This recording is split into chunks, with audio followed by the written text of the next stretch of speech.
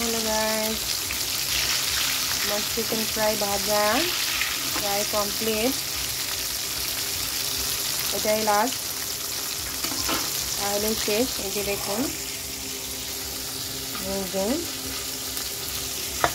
এখন দেখুন আমার বেশ কিছু জিনিস এক্সট্রা রয়ে গেছে। এইটা, তারপর আমি যে জলের ভিতরে ভিজে নিয়েছি চিকেনটা সেটা, আর মেরিনেট করে যে রেখেছিলাম চিকেনটা সেটা। আমি কোনোটাই ফেলবো না, আমি সবগুলো এখন বক্সে ভরে ভরে ফ্রিজে রেখে দেব।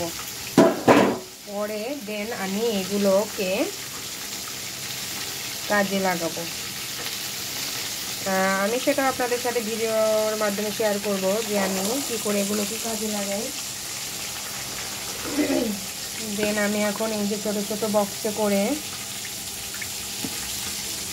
আমি এটা রেখে দিব। এই যে এভাবে করে আমি এটাও একটা বক্সে করে নিব, এই পানিটাও একটা বক্সে করে নেব। এই যে আমার চিকেন ফ্রাই হচ্ছে,